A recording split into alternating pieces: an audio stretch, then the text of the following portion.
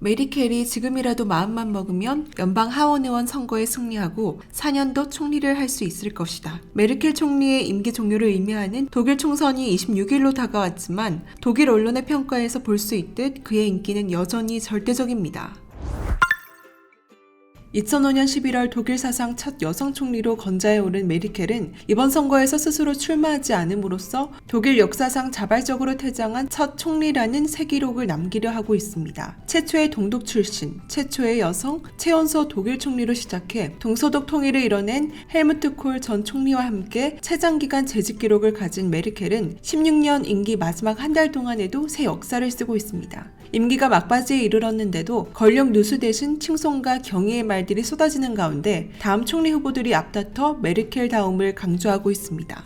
국제 무대에서 메르켈은 2006년 유럽연합 예산 분담금 협상, 2010년 유럽 금융위기 때 유로존 붕괴 저지, 2015년 러시아의 우크라이나 동부 공격 중단 등 여러 난제에서 협상을 주도하며 독일의 국제적 영향력을 확대했습니다. 특히 독일과 메르켈 총리는 과거의 책임을 기억하고 절대 잊지 않을 것이라고 말했습니다. 그 발언은 단지 말에 그치지 않았습니다. 독일은 일본과 달리 나치 세력을 철저히 청산했고 오늘까지도 청산 작업을 계속하고 있습니다. 독일 함부르크 법원은 오는 10월 나치 수용소 경비원이었던 92세 전범에 대한 재판을 시작한다고 밝혀 나치 청산 의지가 굳건함을 보여주었습니다. 반면 일본은 전범 세력과 그 후예들이 지금도 일본의 주류를 차지하고 있으며 군국주의 사상이 그대로 유지되고 있습니다. 더불어 현재까지도 계속해서 반성을 하고 있어 일본과는 정말 대조되는 모습입니다.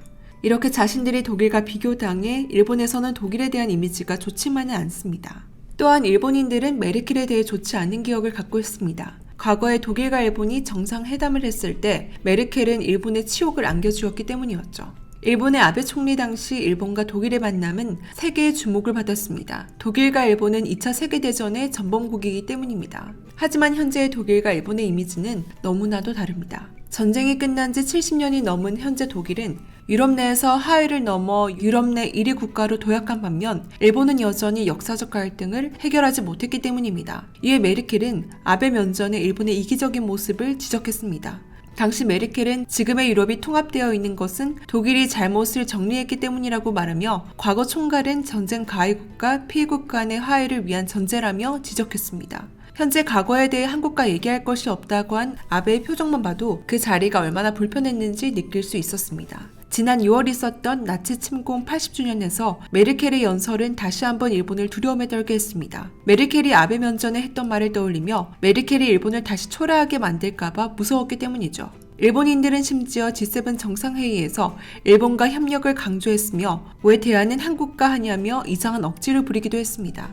이런 일본의 모습이야말로 도둑이 재발절인 상황입니다. 한편 일본과 독일의 역사 대응의 비교는 외신들도 집중 보도했습니다. 대표적으로 이탈리아 유력 매체는 과거사에 대해 반성하는 행보를 보여온 독일과 달리 잘못을 사과하기는커녕 일본은 오히려 역사를 부정하고 주변국들의 영토까지 탐하는 일본의 만행을 심도 있게 비판했습니다.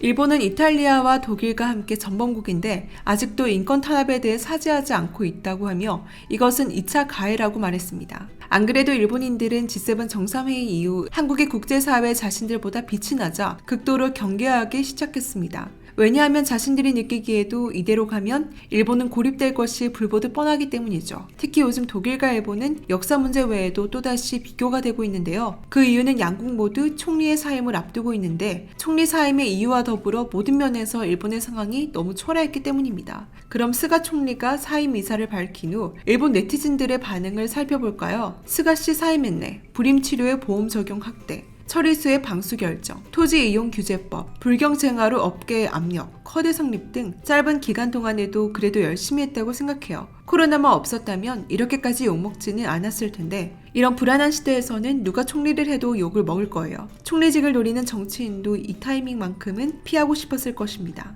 스가는 사람이 좋아서 모두가 하고 싶지 않는 총리를 굳이 받아주신 것은 아닐까 생각하게 되네요. 저는 개인적으로 훌륭하다고 생각해요. 수고 많으셨습니다. 비록 짧은 기간이었지만 한 나라의 리더를 맡은 것은 상당한 각오와 인내가 필요했겠죠. 신종 코로나 대응 관련해서 평가는 좋지 않을지도 모르지만 일본의 한 국민으로서 먼저 수고하셨습니다 라고 말씀드리고 싶네요. 이런 시기에 총리가 되어 반일 언론의 몰매를 맞으면서도 백신 확보에 해외까지 나가고 올림픽을 성공적으로 치르면서 쉬지 않고 정말 힘들었던 한 해였을 거라고 생각해 등의 반응을 보였습니다. 정말 일본인들이 얼마나 생각이 갇혀 있고 한국 사람들과는 정반대의 생각을 갖고 있다는 사실을 알 수 있습니다. 하지만 아무리 일본인들의 반응이 호의적이어도 스가의 사임 발표와 동시에 일본 증시는 반등하며 아이러니한 상황을 만들었습니다. 반면 독일 메르켈 총리는 총리 임기 마지막까지 칭송을 받고 있는데요. 그런데 메르켈 총리의 마지막 임무로 일본은 또다시 긴장하기 시작했습니다. 메르켈 총리의 마지막 행보는 국제기구와 함께 한국을 연구하는 기관을 만들기 위해 나선 것입니다. 이에 앞서 지난 9월 2일 스페인의 ABC 뉴스는 메르켈 총리가 자신의 임기 마지막에 인공지능에 기반한 팬데믹 정보센터를 열었다는 사실을 대대적으로 전했습니다. 현재 세계는 사람들의 통행조차 막는 셧다운 등의 조치를 시행하고 있지만 앞으로는 이러한 조치가 불필요해질 것이라고 말했습니다. 왜냐하면 세계보건기구 WHO와 독일 정부가 함께 인공지능을 활용해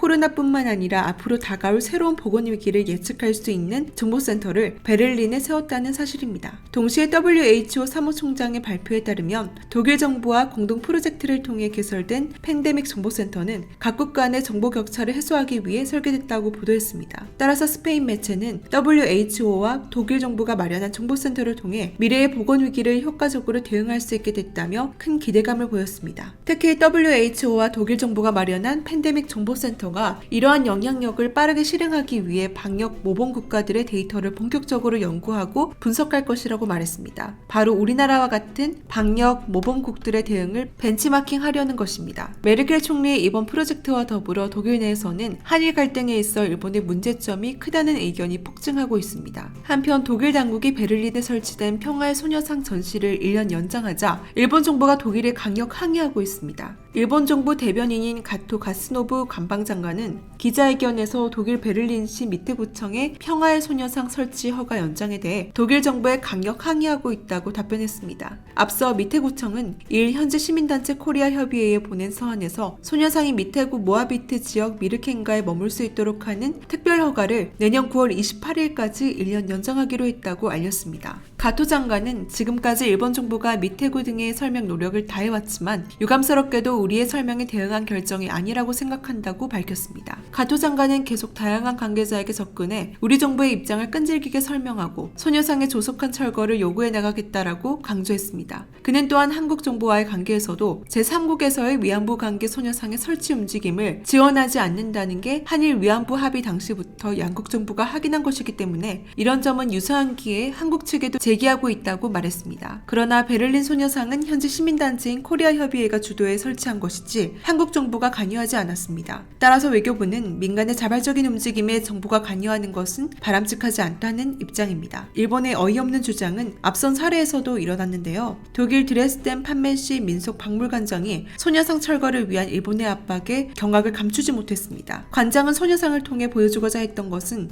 반일이 아니라 기억의 문화라고 밝혔습니다. 그런데 일본의 압박은 주독일 일본 대사관 문화 담당 공사의 철거 요청부터 시작되었다며 소녀상을 철거하는 이메일을 하루에 100통 넘게 받았다고 말했습니다. 그런데 일본 대사관 측은 자신들이 보낸 것이 아니라는 답변만 반복했다고 말했습니다. 이에 독일이 지향한 것은 유대인 학살을 다루는 독일의 기억 문화라며 일본 정부는 독일 정부의 자세로부터 배울 필요가 있다고 지적했습니다. 특히 독일은 범죄 사실을 인정하고 모든 능력을 총동원해 끊임없는 배상을 하고 빌리 브란트 총리가 무릎 꿇고 사과하기도 했지만 반면 일본은 모든 탓을 한국으로 돌리고 있으며 아직까지도 잘못을 감추기에 급급합니다. 잘못을 인정하지 않은 사실들이 쌓이고 쌓여 이제는 오히려 일본 자신들한테 화살이 되기 시작했습니다. 이제 이러한 일본의 모습이 전 세계인들의 눈에 들어오고 있습니다. 메르켈 총리의 아름다운 임기 종료와 대한민국의 아름다운 앞날을 응원합니다. 혹시 광고 하나 해도 될까요? 내일 상승할 종목이 궁금하시다면 오른쪽 버튼을 꼭 클릭해주세요. 시청해주셔서 감사드리며 내일 다시 찾아오겠습니다.